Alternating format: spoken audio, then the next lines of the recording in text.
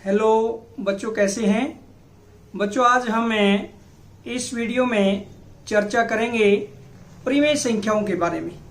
और परिमेय संख्याओं के साथ साथ बच्चों आज हम प्राकृत संख्याएं क्या होती है, पूर्ण संख्याएं क्या होती है, पूर्णांक क्या होता है और परिमेय संख्याएं क्या होती है, इसके बारे में आज हम विस्तार से इस वीडियो में चर्चा करेंगे। और वीडियो के लास्ट में या हम कहें वीडियो के अंत में बच्चों एक अभ्यास दिया जाएगा जो स्वयं आपने करना है। इस वीडियो को बिल्कुल ध्यान से देखिए। अगर आप वीडियो को ध्यान से देखेंगे तो आप अपने आप इस स्वयं अभ्यास को बिल्कुल अच्छे से कर पाएंगे। तो सबसे पहले हम देखते हैं प्राकृत संख्याएं। बच्चों, प्राकृत संख्याएं क्या होती है?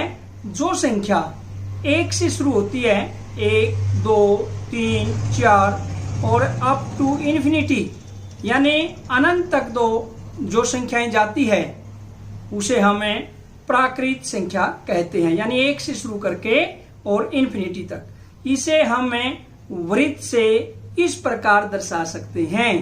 प्राकृत संख्याएं वृत्त के अंतर्गत है सारी की सारी। और प्राकृत संख्याओं के बाद जब इनमें जीरो सम्मिलित हो जाता है तो बच्चों ये बन जाती है पूर्ण संख्याएं। यानी जब प्राकृत संख्याओं में जीरो सम्मिलित हो उसे क्या कहेंगे? पूर्ण।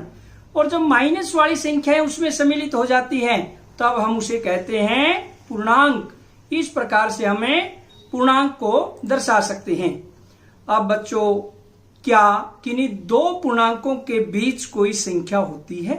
जैसे 1, 2 के बीच में, 2, 3 के बीच में। सोचिए जरा, क्या किन्हीं दो पूर्णांकों के बीच कोई संख्या होती है? आप सोच रहे होंगे कि नहीं, 1 के बाद 2 आता है, 2 के बाद 3। क्या 0 है 1 के बीच में कोई संख्या है? सोचना बच्चों एक बार, 0 है 1 के बीच में क्या कोई संख्या है?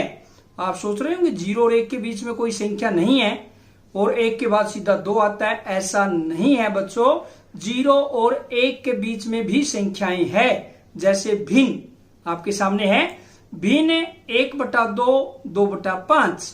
ये भिन्न 0 और 1 के बीच में है। जैसे आपने देखा होगा 1/3, 1/4 यानी 1/4, 1/3। ये सारी की सारी भिन्न 0 और 1 के बीच में होती है, 1 और 2 के बीच में, यानी अनेकों संख्याएं इनके मध्य में होती है। फिर आता है बच्चों दशमलव। दशमलव में देखिए जैसे 0.5, ये भी 0 है 1 के बीच में है। यानी 0 और 1 के बीच में संख्याएं बच्चों भिन्न होते हैं, दशमलव होती है। इस प्रकार से अनेकों संख्याएं होती है। फिर देखिए बच्चों पूर्णांक, भिन्न व दशमलव। यदि हमें पूर्णांक, भिन्न व दशमलव को मिला दें सभी को तो क्या बन जाती है? परिमेय संख्या। आपके सामने है, तो इन सभी को मिलाकर हम क्या कहेंगे? परिमेय संख्याएं। और अब बच्चों हमें परिमेय संख्याओं की परिभाषा देना चाहेंगे कि परिमेय संख्याएं क्या होती है। जो संख्या p/q, जो संख्या p/q के रूप में लिखी जाती है, pq पूर्णांक होते हैं, यानी दोनों ही पूर्णांक होते हैं और q कभी भी 0 के बराबर नहीं होता। हम अब बच्चों परिमेय संख्याओं की कुछ विशेषताएं करेंगे कि परिमेय संख्याएं जो हमने परिभाषा में की है कि जो संख्या p/q के रूप में लिखी जाती है, pq दोनों पूर्णांक होते हैं, q कभी 0 के बराबर नहीं होता, उन्हें हमें परिमेय संख्या कहते हैं। अब इनकी विशेषता यानी गुण या प्रॉपर्टी क्या होती है? ये हमेशा p/q के रूप में लिखी जाती है। और बच्चों इसके अंदर pq दोनों ही पूर्णांक होते हैं और q 0 के कभी बराबर नहीं होता। जब बच्चों हम किसी भी परिमेय संख्या को रेखा पर दर्शाते हैं तब pq दोनों ही को प्राइम यानी सह अभाज्य संख्याएं होती है। दोनों ही p और q को प्राइम नंबर होते हैं, या हम कहें सह अभाज्य। सह अभाज्य क्या होता है? जब दोनों संख्याओं में एक के अतिरिक्त कोई भी साझा गुणनखंड नहीं होता तब हम उसे क्या कहेंगे? सह अभाज्य संख्याएं। अब बच्चों प्रश्न आता है 3। क्या 3 एक परिमेय संख्या है? आप सोच रहे होंगे दिमाग में कि नहीं, 3 तो प्रीमेय संख्याएं नहीं है, क्योंकि 3 तो p के रूप में है, बटा में q तो है ही नहीं। लेकिन बच्चों ऐसा नहीं है, जो 3 है हम 3 को 3/1 भी लिख सकते हैं। और 3/1 का मतलब बच्चों क्या हुआ, ये p/q के रूप में, यानी 3/1 को हम क्या लिख सकते हैं, p/q के रूप में। अब बच्चों आता है जैसे 2.5 यानी 2.5 क्या एक प्रीमेय संख्या है। आप सोच रहे होंगे कि ये तो p के रूप में है, बटा में q तो है ही नहीं। लेकिन बच्चों ऐसा नहीं है, 2.5 को हम लिख सकते हैं 25/10, या हम इसकी लोएस्ट फॉर्म, या हम कहें इसको संक्षिप्त रूप में यदि लिखना चाहें, इसको बच्चों हम लिख सकते हैं 5/2। यानी इसका अर्थ क्या हुआ, 2.5 भी बच्चों एक प्रीमेय संख्या है। और बच्चों जब हम पूरी की पूरी प्रीमेय संख्याओं को एक वृत्त के द्वारा दर्शाना चाहते हैं तो उसमें क्या आएगी संख्याएं बच्चों, प्राकृत संख्याएं, पूर्ण संख्याएं, पूर्णांक, भिन्न व दशमलव। यानी और पूर्णांक के अंदर ये भिन्न व दशमलव क्या है, इंटीजर, नॉन इंटीजर, जो बिना पूर्णांक का फ्रैक्शन वाली है, इन सभी को मिलकर हम एक वृत्त के माध्यम से बच्चों दर्शाएंगे और इसे कहेंगे प्रीमेय संख्याएं। ये क्या होती है, प्रीमेय संख्याएं। यानी उन सभी संख्याओं का हम कहेंगे एक मेल, या जिसमें पूर्ण संख्याएं, प्राकृत संख्याएं, पूर्णांक, भिन्न व दशमलव मिल जाते हैं, उन सभी को हमें क्या कहेंगे, प्रीमेय संख्याएं। बच्चों प्रीमेय संख्याएं एक इसी चैप्टर में आपके आता है संवृत्त, क्लोजर प्रॉपर्टी। वैसे इसमें हम चर्चा करेंगे, उसके बारे में भी क्रम विनिमय नियम आता है, साहचर्य नियम आता है। एक संवृत्त होता है कि किन्हीं भी दो यदि प्रीमेय संख्याओं को जोड़ दिया जाए, यानी दो प्रीमेय संख्याओं को यदि हम जोड़ दें, हमेशा एक प्रीमेय संख्या ही योगफल आएगा। और किन्हीं भी दो प्रीमेय संख्याओं को यदि बच्चों घटा दिया जाए तो हमेशा जो उसके अंदर आंसर आएगा, जो उसके अंदर क्या आएगा, उत्तर आएगा। हम कहेंगे कि दो प्रीमेय संख्याओं को आपस में घटाते हैं तो हमेशा उसका रिजल्ट या परिणाम हमेशा क्या आएगा, एक प्रीमेय संख्या ही आता है। और इसे बच्चों हमें दो प्रीमेय संख्याओं को जोड़ के देखते हैं कि क्या एक प्रीमेय संख्या ही आता है, यानी क्या योग संक्रिया पर संवृत्त है प्रीमेय संख्याएं, क्या व्यवकलन संक्रिया पर प्रीमेय संख्याएं संवृत्त है। यानी अगर दो प्रीमेय संख्याओं को जोड़ते हैं क्या प्रीमेय संख्या आती है, दो प्रीमेय संख्याओं घटाते हैं क्या प्रीमेय संख्या ही आती है। इसी चैप्टर में हमें डिस्कस करेंगे। और एक छोटी सी एक्टिविटी करते हैं बच्चों, गतिविधि आपके सामने है, 2/5 प्लस -3/4, यानी दोनों प्रीमेय संख्याओं को हमें जोड़ते हैं। इसमें बच्चों ये आपके 5 कॉलम है, यानी हम कहेंगे स्तंभ, और 4 इसमें रो है, यानी हम कहेंगे पंक्ति। यदि अब हम इन सभी को गिने, जितने ये आयत छोटे आयत बने हैं, यदि हम इनको काउंट करते हैं, 5 × 4 यानी कितने हो गए, 20 होते हैं। एक रो में 5 है, 5, 10, 15, 20, कितने हैं बच्चों, 20। अब हम इस गतिविधि को करते हैं, बटा में तो बच्चों हमेशा इसके 20 ही आएगा, यानी हर इसका 20 आएगा। आधा सवाल तो हमने बिना लघुत्तम निकाले इसका कर दिया, क्योंकि हमने वो छोटे आयत गिने और वो हर कितना आया बच्चों, इसका 20। अब 2/5 का अर्थ बच्चों क्या हुआ कि जो दो कॉलम है, जो दो स्तंभ है, उनको हम प्लस से ऐसे दर्शा देंगे। ये बच्चों जो दो स्तंभ हमने प्लस के दर्शाए हैं, ये 2/5 को प्रदर्शित करता है, यानी प्लस के 2/5 है। अब हम बच्चों इसमें जोड़ेंगे -3/4। -3/4 को बच्चों कैसे दिखाएंगे, जैसे 4 पंक्ति है, 4 पंक्ति में ऊपर वाली जो 3 पंक्तियां हैं उनको हम माइनस के निशान से शो करेंगे, दिखाएंगे। बच्चों ये -3 पंक्तियों में है, या हम कहिए -3/4 को प्रदर्शित करता है। अब बच्चों जो प्लस माइनस वाले हैं वो आपस में कैंसिल हो जाएंगे, कट जाएंगे। उनके ऊपर जो प्लस माइनस वाले मैं सर्कल यानी वृत्त लगा देता हूं, इसका अर्थ वो आपस में कट गए। ये प्लस माइनस के उनके ऊपर सर्कल लगा दिया हमने, ये आपस में कैंसिल। अब बच्चों दो प्लस के निशान है, बाकी सभी माइनस के बच गए। एक प्लस के निशान से एक माइनस का कैंसिल होगा और दो प्लस से दो माइनस कैंसिल हो गए, उनके ऊपर भी हमें सर्कल लगा देते हैं। ये बच्चों सारे के सारे प्लस माइनस कैंसिल। अब हम माइनस माइनस के काउंट करते हैं, कितने? ऊपर वाली पंक्ति में 3, नीचे वाली में 3 और 1 नीचे वाली में, यानी कितना हुआ बच्चों? 7। यानी हम ये कह सकते हैं जो इसका अंश आएगा वो -7, इसका जो परिणाम आएगा वो बच्चों क्या आएगा? -7/20। और इस प्रकार हम किन्हीं भी दो परिमेय संख्याओं को जोड़ भी सकते हैं और घटा भी सकते हैं। इस प्रकार से सभी परिमेय संख्याओं की हमें गतिविधि बच्चों कर सकते हैं। अब बच्चों हमें परिमेय संख्याओं को संख्या रेखा पर कैसे निरूपित करें, इसके बारे में चर्चा करेंगे। यानी परिमेय संख्याओं को संख्या रेखा पर कैसे दर्शाएं। सबसे पहले बच्चों हम प्राकृत संख्याओं को दर्शाएंगे। जो प्राकृत संख्याएं होती है बच्चों वो 1 से शुरू होती है, 1 2 3 4 5 6 7 अप टू इंफिनिटी, यानी अनंत तक जो संख्याएं जाती है उसे हमें प्राकृत संख्या कहते हैं। फिर आता है बच्चों पूर्ण संख्या। पूर्ण संख्याएं क्या होती है? जब संख्या यहां पर पूर्ण संख्याओं में 0 से शुरू हो जाती है, या हम ये कहें प्राकृत संख्याओं में जब 0 सम्मिलित हो जाता है उसे बच्चों हम क्या कहेंगे? पूर्ण संख्या। और उसके बाद आता है बच्चों पूर्णांक। पूर्णांक में क्या है? माइनस वाली सारी की सारी संख्याएं, शून्य व प्लस वाली सारी संख्याएं, वो बच्चों क्या होती है? उसे हम कहेंगे पूर्णांक। अब हम बच्चों बात करते हैं जो आज का हमारा टॉपिक है परिमेय संख्या। 2/3 को हम संख्या रेखा पर दर्शाना चाहते हैं या निरूपण करना चाहते हैं। 2/3 को बड़ा ही आसान है, इसको ध्यान से समझिए आप। मुख्य बिंदु यही है हमारा।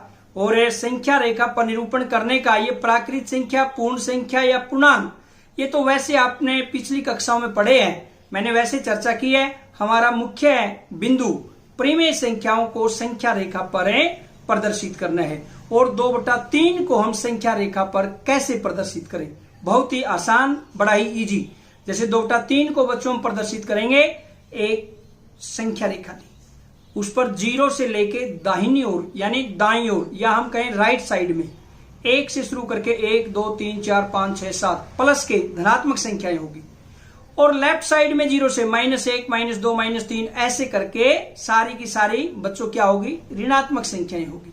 और बीच में क्या होता है? शून्य। अब हमने 2/3 को प्रदर्शित करना है, या हम कहें बच्चों बटा में 3 है, या इस परिमेय संख्या का हर 3 है। तो हम क्या करें? इन सभी संख्याओं के बटा में 3 कर देंगे। देखिए आपके सामने है, सभी के नीचे बटा में 3 कर दिया। उसके बाद क्या होता है? जब बटा में हमने 3 कर दिया, अब देखिए शून्य तो है ही, 0/3 शून्य ही बन गया।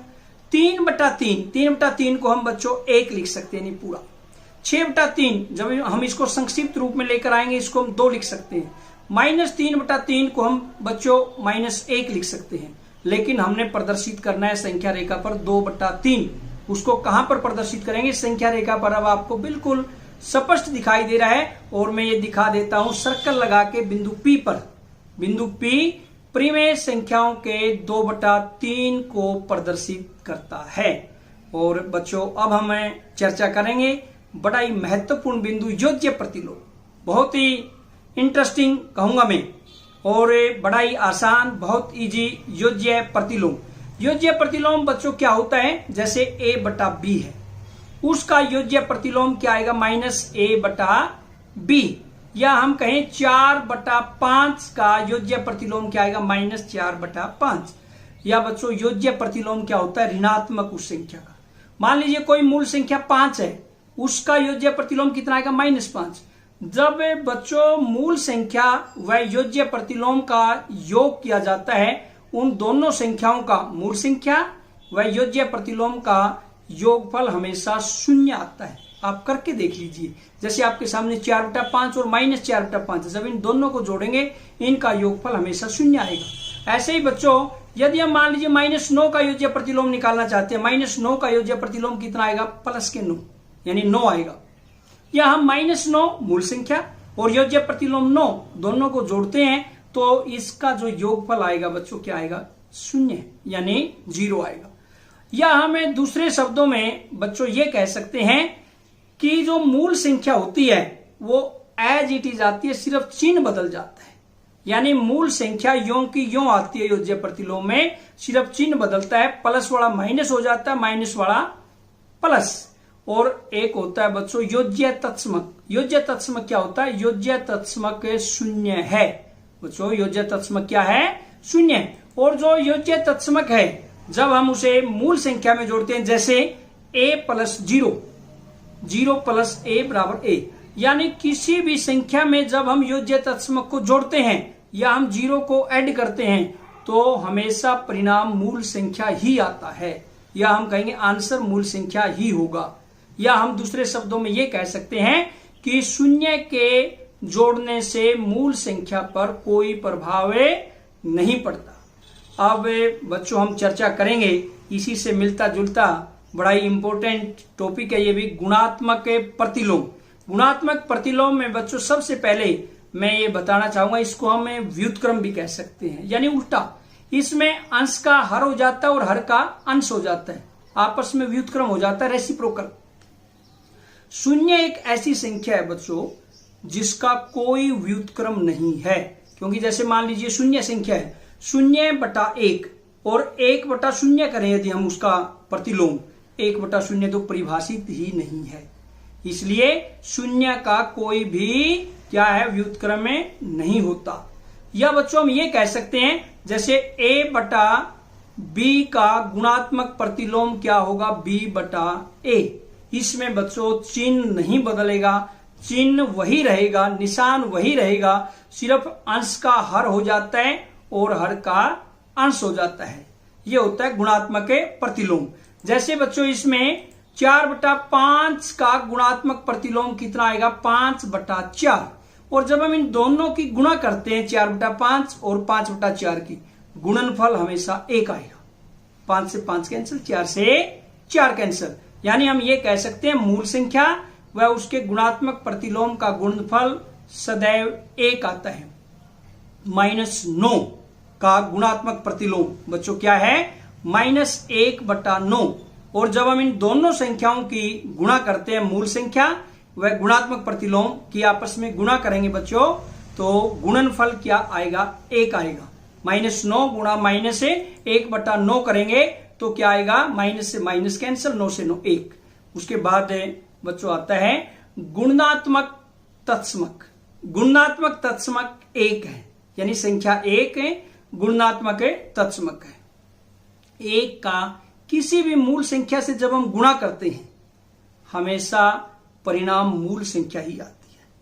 या हम ये कह सकते हैं बच्चों किसी भी संख्या को 1 से गुणा करने पर संख्या पर कोई प्रभाव नहीं पड़ता, उसे हम गुणात्मक तत्समक कहते हैं। जैसे a गुणा 1 बराबर a गुणा 1 बराबर a, यानी हमेशा आंसर मूल संख्या ही आएगा। और बच्चों एक आपके एक्सरसाइज 2 के अंदर एक पूरी एक्सरसाइज है, उसमें दिया हुआ है, बड़ा ही इंपॉर्टेंट टॉपिक है, 2 परिमेय संख्याओं के बीच परिमेय संख्या निकालना। यानी 2 परिमेय संख्याएं हैं और उनके बीच में हम परिमेय संख्याएं कैसे निकालते हैं। उसमें बच्चों जब हम 2 परिमेय संख्याओं के बीच में परिमेय संख्या निकालते हैं, जैसे 2 व 4 आपके सामने है, 2 व 4 के बीच में मैं पूछना चाहता हूं क्या कोई परिमेय संख्या है? आप कहेंगे 2 और 4 पी के रूप में है, क्यों तो है ही नहीं। नहीं बच्चों, ये 2/1 व हम इसको 4/1 लिख सकते हैं, p/q के रूप में आ गई, यानी परिमेय संख्या। और इनके बीच में एक परिमेय संख्या होती है 3/1। ये तो बिल्कुल स्पष्ट दिखाई दे रहा है आपको, 2 और 4 के बीच में 3 होता है। इसी प्रकार बच्चों यदि हम संख्या रेखा पर देखें, 0 1 2, 0 व 1 के बीच में कुछ नहीं दिखाई दे रहा, 1 के बाद 2 आ रहा है, तो क्या 0 और 1 के बीच में कोई परिमेय संख्याएं हैं? बच्चों अनेकों परिमेय संख्याएं, इसमें कितनी ही अनगिनत अपरिमित परिमेय संख्याएं हम इसमें निकाल सकते हैं। तो 0 और 1 के बीच में परिमेय संख्याएं बच्चों कैसे निकालेंगे हम? कहीं पर भी जो संख्या अंश और हर के रूप में है अंश व हर को बराबर से यदि गुणा कर दें कोई फर्क नहीं पड़ता। मान लीजिए ऊपर 20 से गुणा की, नीचे भी 20 से, कोई फर्क नहीं पड़ा। ऊपर 50 से गुणा की, नीचे 50 से गुणा, उसमें कोई फर्क नहीं पड़ता। यानी गुणा हम बराबर करें, ऐसा कभी नहीं करना कि ऊपर 5 से गुणा और नीचे 10 से, फिर गलत हो जाएगा। तो बच्चों हम 0 और 1 के बीच में परिमेय संख्याएं निकालना चाहते हैं। जैसे हमने 0 को भी 10 से गुणा कर दिया और नीचे भी 1 को 10 से गुणा कर दिया, यानी 0/10 वह क्या हुआ, 10/10। अब तो बच्चों बिल्कुल आसान हो गया। 0/10 व 10/10 के बीच में देखिए कितनी परिमेय संख्याएं हैं। 1/10, 2/10, 3/10, 4/10, 5/10, 6/10, ऐसे 9/10 तक। पहले तो हमें एक भी नहीं दिखाई दे रही थी, लेकिन इसमें तो कितनी संख्याएं आ गई। इससे भी ज्यादा निकालनी है तो मान लीजिए 20 से गुणा कर दी। उससे भी ज्यादा निकालनी है 50 से ऊपर, 50 से नीचे। हम इस प्रकार किन्हीं भी दो परिमेय संख्याओं के बीच में कितनी भी परिमेय संख्याएं निकाल सकते हैं। अंश और हर को हमें बराबर से गुणा करेंगे, यानी जितने को अंश से करते हैं उतने को ही हमें हर से गुणा करें। बच्चों इस वीडियो के अंत में आपका आता है अभ्यास।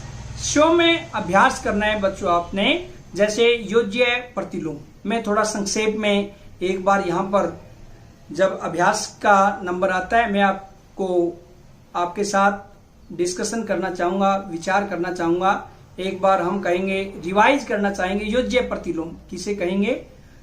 मूल संख्या जो a/b है तो उसको क्या करेंगे, -a/b हो जाती है। यानी मूल संख्या वही रहती है, सिर्फ उसका चिन्ह बदल जाता है।